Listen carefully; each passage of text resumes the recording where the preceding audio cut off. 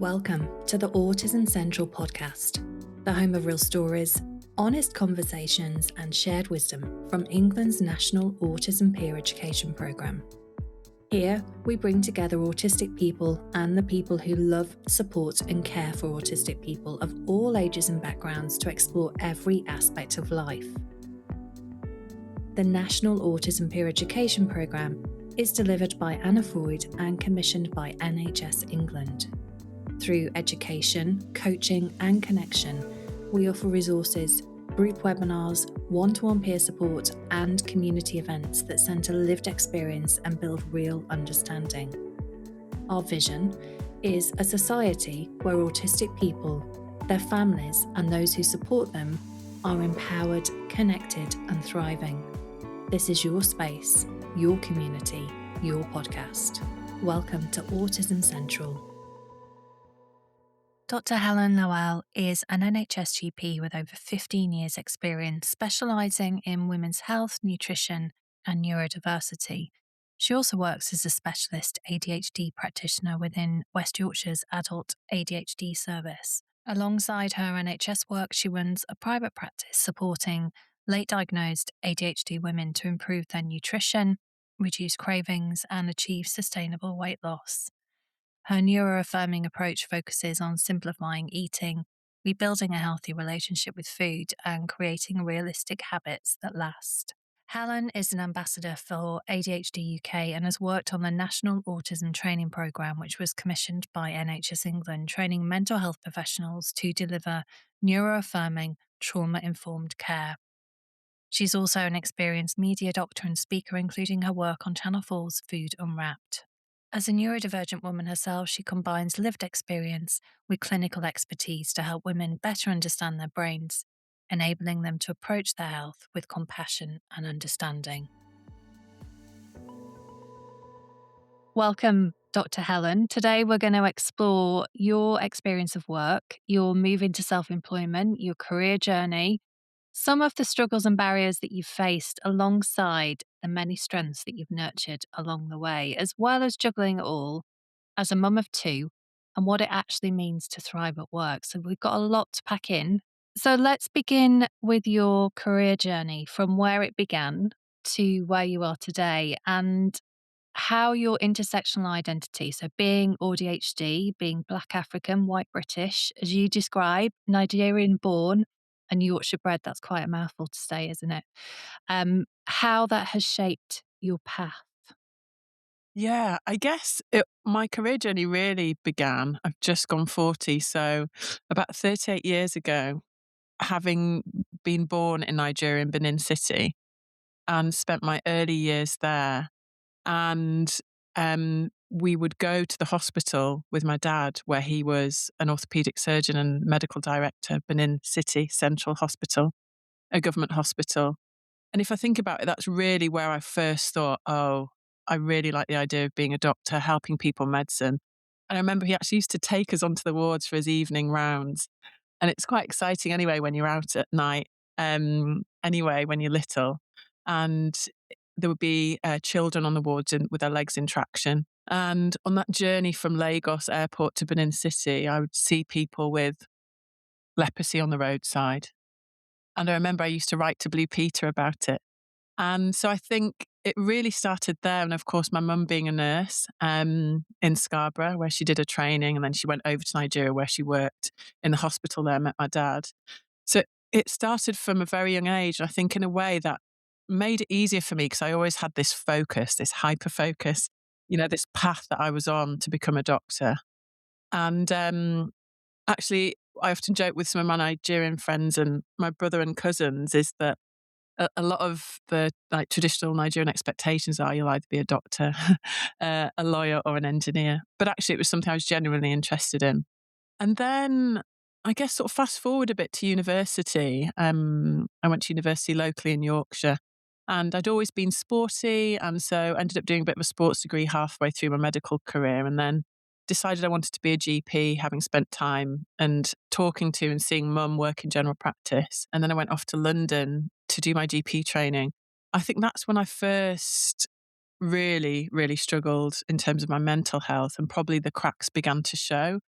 I think up until then, I mean, all the way through university, it felt very difficult in different ways to what other people seem to be experiencing. But I think for me, that was really a push too far, leaving Yorkshire, leaving family, and working right in the heart of central London. And my first two jobs, I worked in obs and gynae and I worked in paediatrics. And you can imagine working on the labour ward in central London, one of the biggest and best delivery suites, wards in Europe. And there's little old me there. And this experience I'll never forget. It's pretty traumatizing, actually, of being in A&E. And I had a migraine, which is a common theme. I was in pain. I was overstimulated. The patients were building up. I think that by that point, there were about 8 patients waiting for my review. I was completely junior with no support. And it was awful, and I'll never forget that, because people were getting annoyed at me. I know there was no one really there to support you, and it wasn't until I had, sort of an end of placement report when I did paediatrics. And again, I'll never forget this moment. My clinical supervisor, who was a paediatric consultant, and I'll never forget her name, she'd written on the report, and she hadn't said this to me, but she'd written that, I always managed to get by. I was always a good student. But that sometimes Helen can come across quite sour. Oh, Yeah. And then my program director fed that back to me. And actually, that sourness was a deep unhappiness. I remember sitting in the team meetings, just head down, just like, how am I going to get through this? And, you know, all these health problems started appearing, mental and physical health problems. I had no idea about my neurodivergence at that point. And for me, that was a bit of a turning point because it was really hard to hear that because I knew I was coming across not how I wanted to come across because I didn't feel how I wanted to feel. But I was so confused about what was going on. I was so embarrassed about my struggles and everything I was going through. And I just think, isn't that a shame that in that moment, instead of someone saying, "Are you okay?" and maybe even giving me the feedback directly, but actually that was a beginning of my journey to getting help. And that's when I first was referred and saw a psychiatrist or psychotherapist. And it probably took another 4 or 5 years of being in therapy, different professionals, until then finally somebody said, "Do you think you might have ADHD?" And then later on, I then thought, hang on a minute, there's more to it than this. And then finding out that I was autistic. So I guess in a way, I thank that doctor in a way, but I just wish she would have gone about it with more compassion. And this is something I'm always so aware of in my work when working with clients in my nutrition practice and patients is if that person looks like they're struggling or maybe they're coming across sour or angry, frustrated, they're behaving in ways that don't appear kind, it's because they're struggling. They're in emotional pain. And so it's that compassion piece that I think is missing, including in the NHS, which is supposed to be a caring profession. Yeah, so I find myself now in my career and things are very different now. Things are very, very different now. And things have changed for the better because I now have this deep understanding of who I am, what I struggle with, but also what my strengths are. And I'm so much more confident in advocating for what I need, being clear about where my boundaries are, and saying no to things that don't allow me to, thrive and be at my best in the workplace. so not having this knowledge about yourself, not being able to frame some of what was happening when you found yourself studying in London and doing your training and all of these ways in which your body was showing you that it was signaling to you, wasn't it, that this isn't okay and I'm not okay. But because you didn't have that information about yourself at the time, what did you start to perhaps tell yourself about who you are or the kind of person that you are, that, you've been so inspired by your parents from such a young age, from being 2 years old, of going and seeing this and having this very fixed career path in your mind of what you want to do and how you're going to do it, but never actually being able to contemplate what support you might need to enable you to do that. Yeah, it's a really good question. I think, first of all, I just wanted to say that because you'd mentioned there about my body and the physical struggles, and it's just to paint a bit of a picture. It was this. shadow of depression that followed me around wherever I went. This anxiety in my stomach, the migraines, the muscular aches and pains, the lethargy, the back pain, all these symptoms that were there most of the time.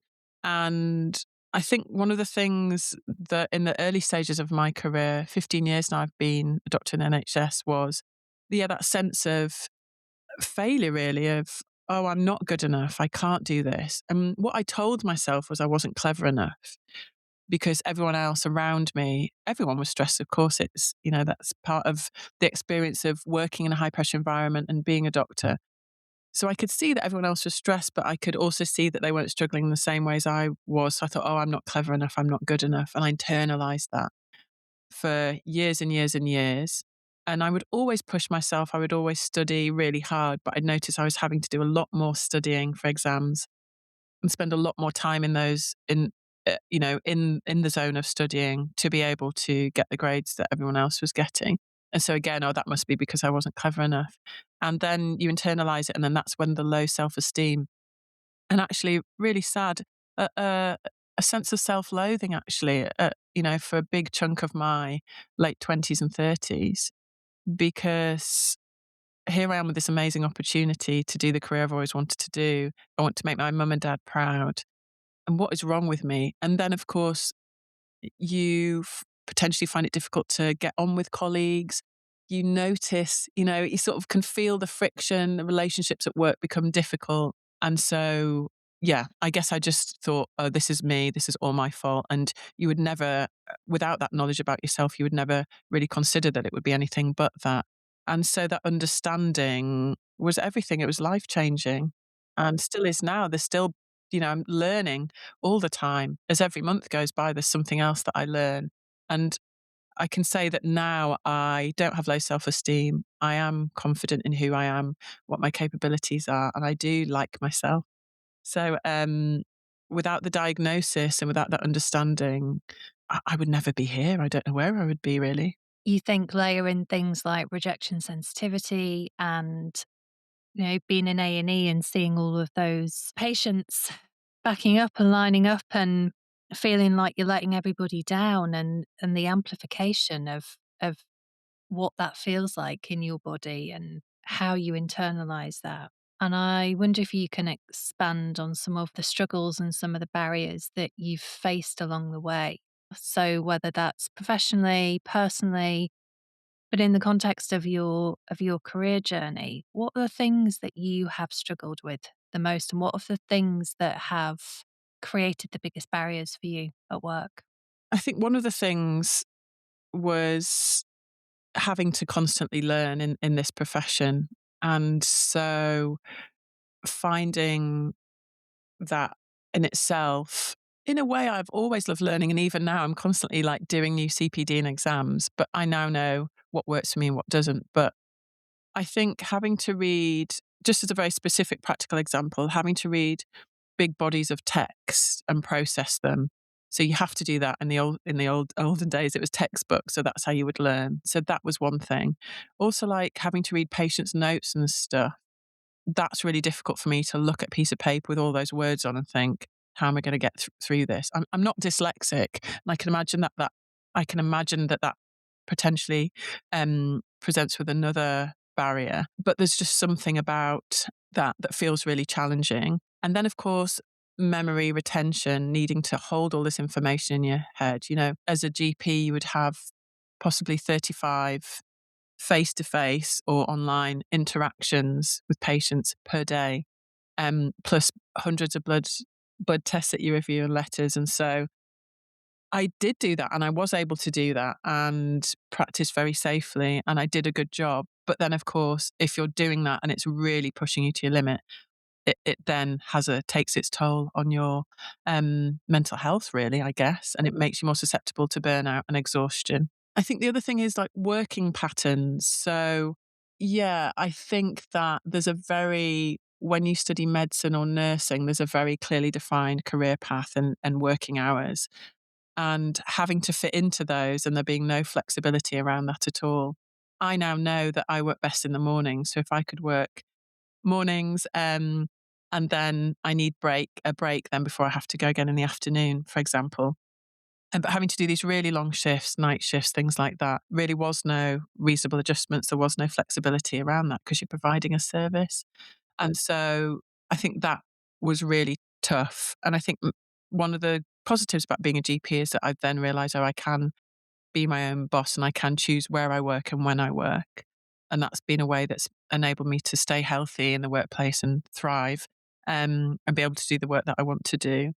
I think travel, if I think about my media career and the TV work I've done, traveling has always felt like a bit of a barrier. And in my head, I just love the idea of traveling the world like I have done in TV. But the reality of it is that it's overstimulation central, isn't it? What is it specifically about the travel that is overstimulating for you? What elements of it? Is it the planning? Is it the journey? Is it all of those things? Yeah, it's all of those things. It's the same as if you were planning a holiday. So it's that whole build up of, okay, it's executive function, isn't it? There's a series of steps required before you get to your destination, which involves estimating how long it's going to take you to get from your house to the train station. And I often don't know how long things are going to take. It's the going online, the booking things, the filling out forms and all of that. So it's definitely the planning and that the massive build up towards that. But even in my TV work, when someone else would do that, there was still an anxiety around that. But then really it's being in a place, a space, whether that's on a plane or a train or in a vehicle, where there's so much unpredictability in terms of the environment. If I'm home now, I'm work mostly from home now. It's a very predictable, safe environment. And so the things that are challenging outside of this environment here is the smells, which can trigger migraines and just feel very intense and make me feel very sickly. The lights, um, people, interactions with people, all of that uncertainty. I know for some people it can be sounds as well, and noises and temperature and textures and the food that you eat when you're traveling and all of that. And again, that stems back to childhood. That's been there ever since I was very, very small. Yeah, but you push through to the detriment of, again, your own mental health and performance. I remember some of the things that I've done sort of showing up and having to be live on TV, having been through all that and actually feeling really, really awful. And again, I would now know that what I have to ask for, to be able to make sure that I turn up and I'm feeling well and my brain feels normal. Yeah. So travel is a biggie. But there's a difference, isn't there, between knowing what to ask for and that actually being accommodated and supported. Yeah, there's two things. There's actually knowing what you need, because I think we get so used to struggling and feeling suboptimal and not feeling ourselves and getting used to things not being quite right. So it's getting to know yourself and actually knowing what you need. And then it's being brave enough to ask for that and being asking for that clearly and confidently, not apologetically. And then, of course, that then being honoured. And there have been times when I have asked for things and it's taken guts. I felt very nervous, and then those things have been declined. And then I've showed up to the in the workspace. This is TV, and have felt unwell. Yeah, and that can be quite triggering because that then sort of goes back to you know, I failed. I'm not enough. I'm not good enough. And actually, there's a legal requirement, isn't there, to reasonable adjustments? And these aren't I'm not a diva. These aren't like I don't need an entourage like Elton John would. These are quite simple things really, and I do what I can myself to do what I can without having to ask, but sometimes you do need the cooperation of an employer to support with that. Yeah, and the things that you're talking about, the way that you take in information, your processing style, your memory retention, working patterns, planning, travel, journeys, your working environment. These are all things that can be supported. And, whether that's with technology or another person creating a particular environment for you, these are not things that would stop you necessarily they're not about you not being able to do your job or not being able to be a doctor. These are things around the edges that you need support with. Yeah, and I think on that note, once you're confident in what you're really good at and what your strengths are, you then feel much more comfortable with asking for what you need to enable you to optimize and maximize those strengths. So an example is I worked for the Department of Health and Cabinet Office during COVID. And to another ADHD person, this might be an absolute nightmare. And this is what I love about the diversity within neurodiversity. But I would have to do these live interviews with press. And I would have had the briefing that had come down from the Cabinet Office, but short snippets of information. So great for me. I would have had a bit of time to sort of get that into my mind. I would have also had a conversation with someone about that, another way to help me get it into my head. And then I'd make my short notes and bullet points, have my piece of paper there, and then you have the interview. It's a live interview with press on all different levels. It was a very, you know, high pressure, worrying time for everyone. And there would be live with these interviews, people ask me questions about COVID. And I'd absolutely thrive in that environment. And that is because I'm at home in my office. It's audio only, and I've been able to prepare in the way I needed to prepare. And that's a really good feeling, you know, when you are able to do work that you're really, really good at. And I think often it's easy to forget actually what you're good at and what your special skills are or interests are, because it's not the same for everyone else. I think it took me quite a while to realize, oh, not everybody is able to do this very unique set of things, but I am. And so I have a duty to use those skills to have an impact and to help others. And so to do that, then actually it's okay to ask for what I want. The other really strange situation that I thrive in is job interviews. I know we've been speaking about this recently, but I just love a job interview.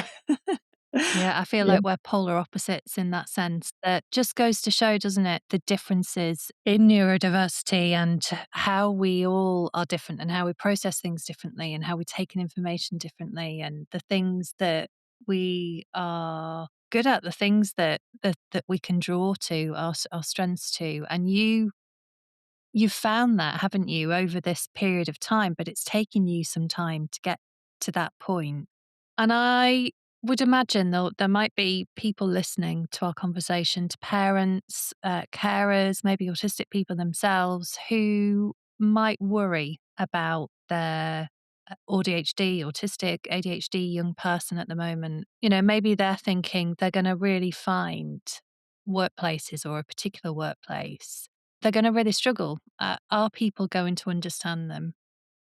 And I wonder if you can think about your experiences and drawing on your experiences of thinking about the things that have really supported you, the accommodations that maybe have made the biggest difference for you. Because you've talked a bit there about the things that you really struggle with. What were the things, or where are the things that have happened in your career where you can look back and say, actually, that really supported me to stay in this particular role, or I said that I needed this and they really accommodated me by doing this.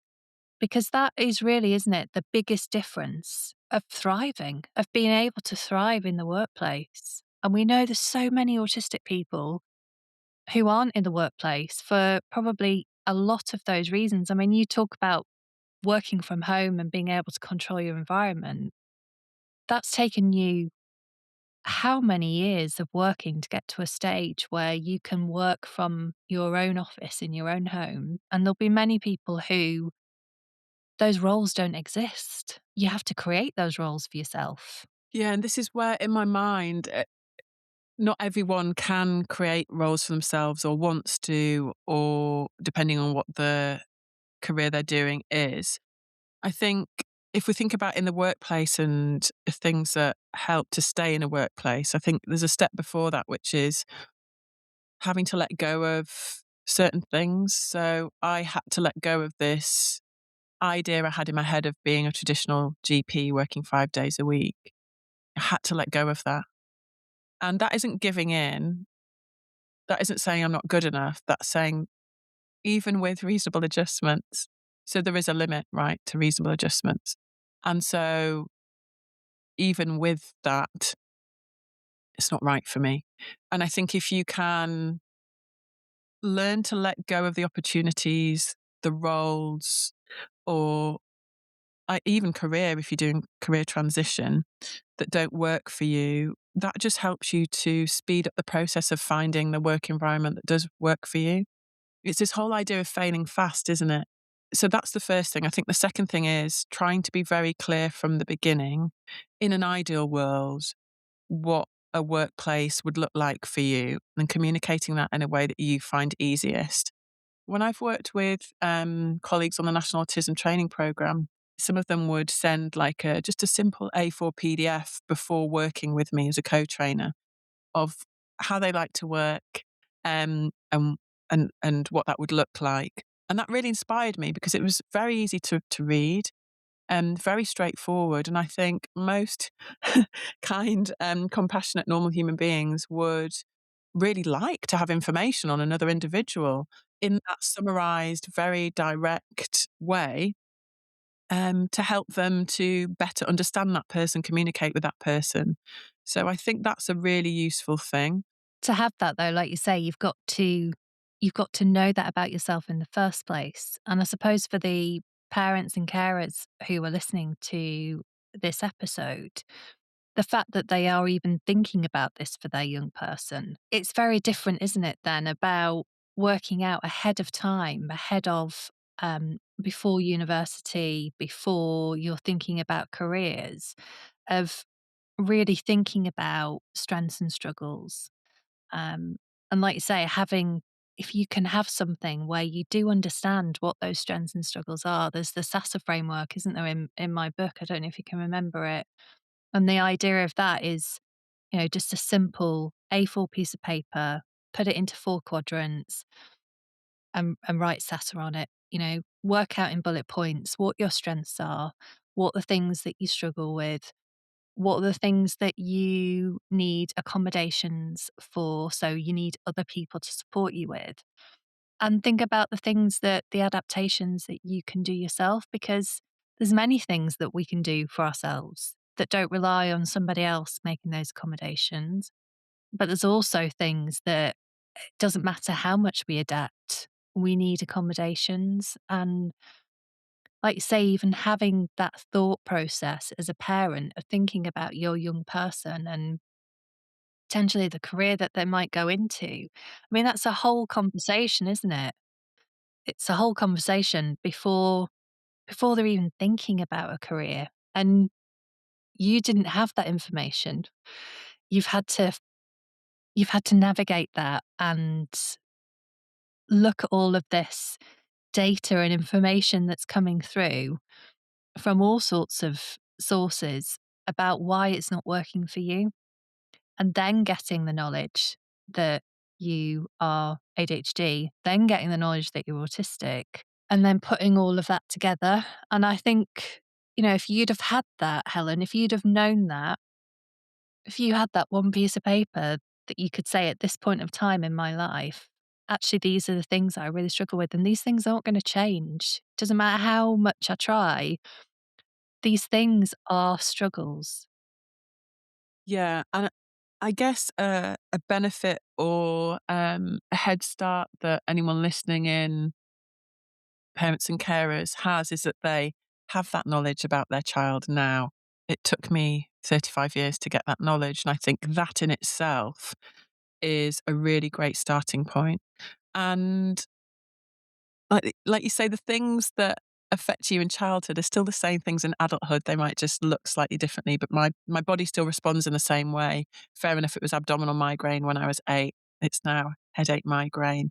It's still the same things. And so being really in tune with your young person or young adult about how they appear to be struggling, and doing what we can to honor that.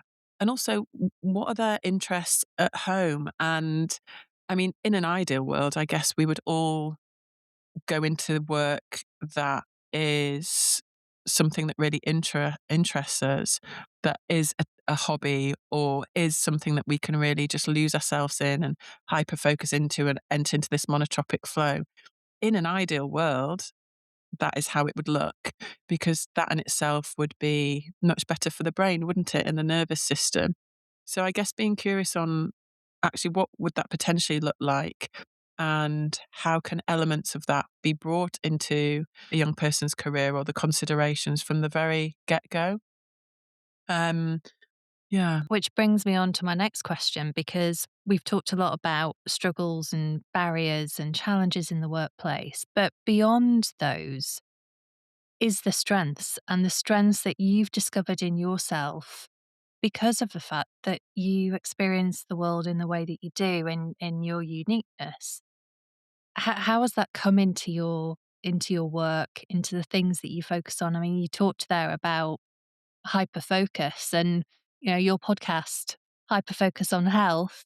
I mean, that sums it up, doesn't it? It does, yeah. The thing that you are so interested in that you have created a career out of. Yeah, it does. Yeah, hyper focused on health. That is a theme that's run throughout my life. And whether it be helping other people or actually going on my own journey of discovery. And I think that plays a role as well, because if I think about when I struggled in the early days as a junior or newly qualified general practitioner, I then turned towards the 6 pillars of lifestyle medicine. So we've got connection or healthy relationships, exercise, nutrition, sleep, stress reduction, and the sixth one is avoiding harmful substances. So I discovered this framework. I was like, oh, okay, this is really interesting. I can use this with patients. And oh, hang on a minute. Let me have a go at trying it in my own life. And I think that that's been really, really helpful, that health is something that I'm interested in, because it's helped me to find ways to always come back to that. And it comes back to values as well. So when we talk about strengths, it's also really important to think about what are our values, because health has absolutely been one of my core guiding values right from the beginning. And so anytime I don't feel right, I just come back to that in the decisions I'm making. Yeah, I think that there'll be themes in everyone's life of, as a child, what would be the things that you would just quite happily read about, learn about, do for hours on end? And how can you consider that for that future version, that adult version of yourself in the workplace? Think back to your childhood. What were the things that you were really interested in? What were the things that you could lose yourself in for hours and hours and hours? So, sport was a biggie for me. And I guess that's what helped me as a child to not necessarily display the typical ADHD symptoms, because I was always playing sport, just anything where I could move my body and be active. It's quite extreme, hockey, tennis, football, cricket, athletics, basketball. I was in the girls' teams at school. I was in the local teams for Scarborough. During my GCSEs, I was like traveling Yorkshire, training for athletics, whilst also doing all these other sports alongside. And so that was huge for me. And not only did I just absolutely love sport, because the thing about me is, in terms of socially and thinking about my strengths, I love being around people. And I love the idea of feeling like I'm in a team or in a group without actually necessarily having to engage with everyone in the whole group. And so that whole thing of team sports, you get to feel like you're part of something, but you can still focus on what you're doing and be in the zone with what you're doing, especially athletics. So you're part of a bigger team, but you've got your single event that you're doing. So that helped me so much. And that's what I found difficult from the habit and routine side of things and organizational side of things when I got to university, because my mum had always done the organizing and ferrying me around. And once I got to uni, I had to figure it out. And so all that fell away. And then, of course, that's when the mental health, the depression, anxiety began to creep in, because actually that was my highly effective coping strategy that I'd had since the minute I could run and walk. And that was taken away from me. And I think that's something to think about as well. We don't always realize what we've been relying on to cope and keep as well in our personal lives in the workplace until it gets taken away. So any time in your life that you feel like, oh, things don't feel right, I'm really struggling now. Why is that? What's been taken away and removed from that equation? And sometimes those things are removed without it being our fault, due to ill health, physical illness.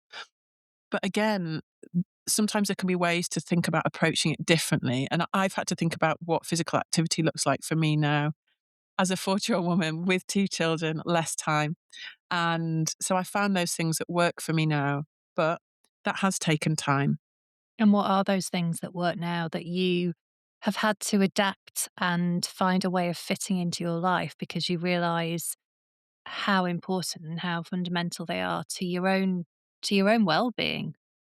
Yeah, they really are, to the point that I'll quite happily admit that I don't work as much hours as I probably could and should, or earn as much income as I have the potential to, because I have to be able to do the exercise. It's the only thing that keeps my brain healthy, and it's the only thing that stops me from slipping into a depression. So I see it as my medicine. So I love the very high intensity exercise, like the ridiculously hardcore spin classes, body combat, which I was doing last night. Um, those are the things that light me up. They make my muscles come alive, the endorphins flow, and they last a couple of days. But then also, I really need the yoga, which is I do Ashtanga, which is the only time actually that I really feel like my mind and body come together. Otherwise, I feel like I'm either in my head with all these thoughts spinning round, ruminating, hyper focused, obsessed, or I'm in my body thinking, oh my God, my tummy hurts, my back hurts, I'm so achy. But yoga is the only thing through the power of the breath, the ujjayi breath. And I know you've experimented with breathwork meditation over the years that enables me to actually feel like my mind and body are together. And it just brings my nervous system right down into this deep, relaxing state at the end of every yoga practice. You lie down just 2 or 3 minutes and you go into this deep, relaxing state. And that for me has just been, life changing to be able to find that. Got my husband to thank for that because he introduced me to yoga back in 2016 or even maybe before that. And initially I dismissed it of, I'm not that sort of person. And actually I am. And I need it. And it's incredible.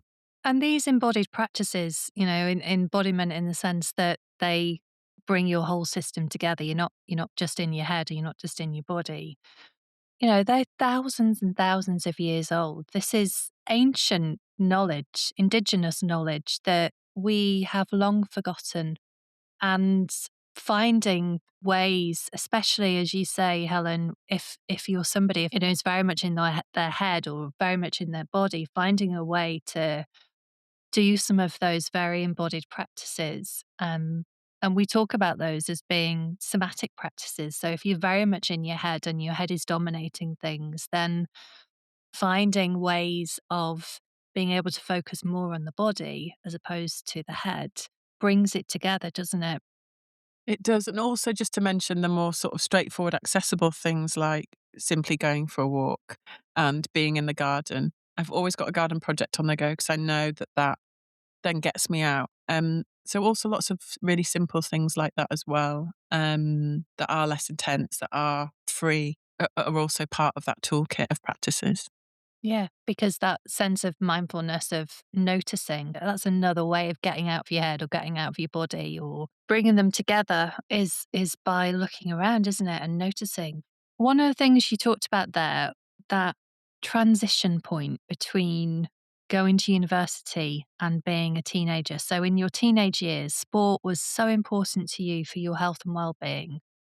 And you had all of these structures and accommodations and supports around that, i.e., somebody else organizing it and somebody else getting you there. So that transition point of then going to university and you've got no guardrails, have you? There's nothing.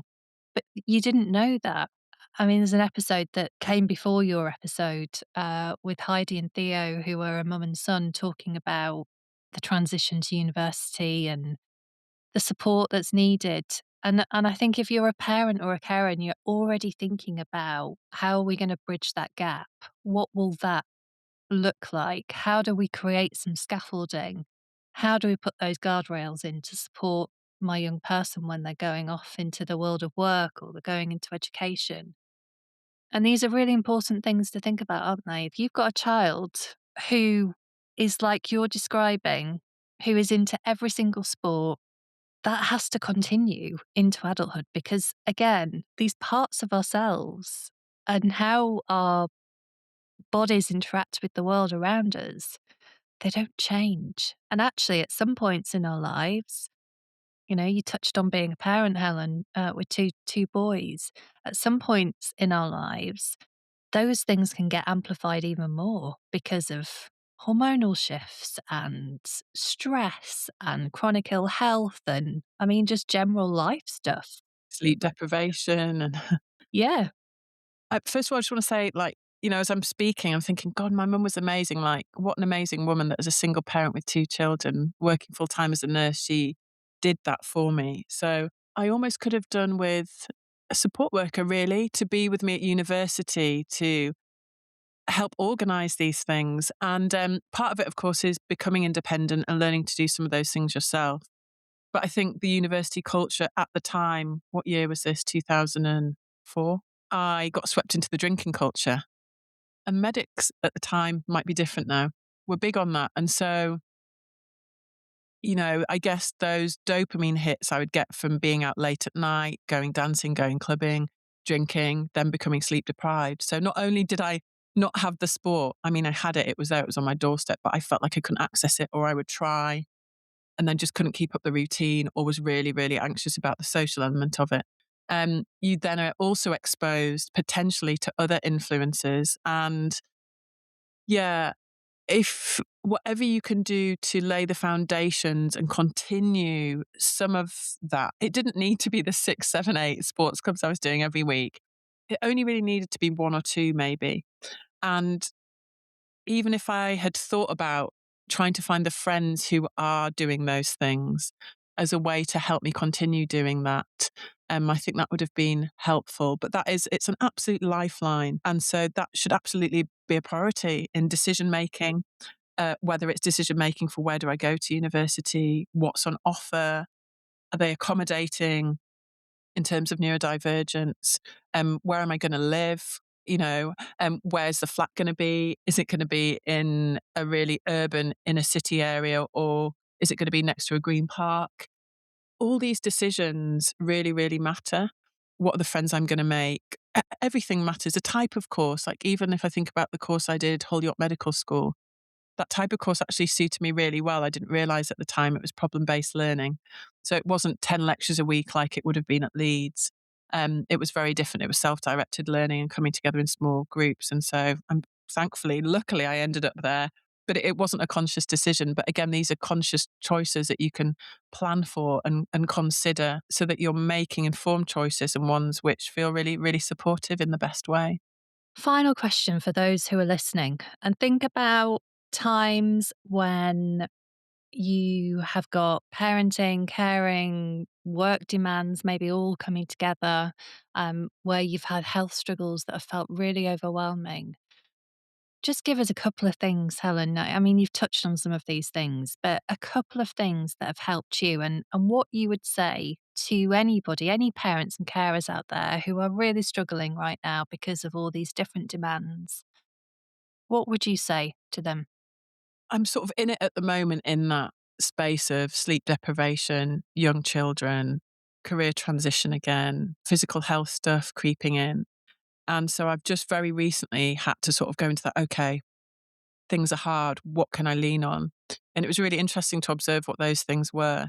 And the first one was reconnecting with the breath. I don't know for how many months I'd just been holding my breath and doing this shallow breathing, months.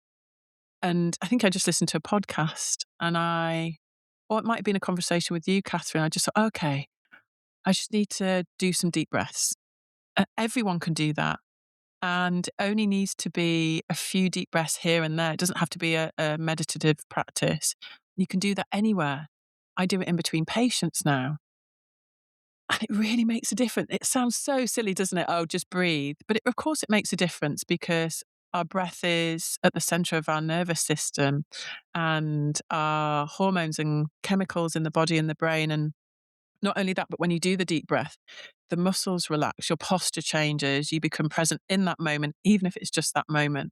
So I think that's the first thing. And the second thing was, and it's hard in the winter, it was just getting outside to be in nature. And this is something that I know you're really, really in this at the moment, aren't you? Just getting outside, even if it's glum and rainy and things. Yeah, just making time to get out every day, even if it's just for 10 minutes. We did that, didn't we, on Saturday? What did you call it? Big chats, benches, and bacon baps, wasn't it? That was it, yeah, the 3 Bs we had. And we just met, didn't we, on a bench on the moor.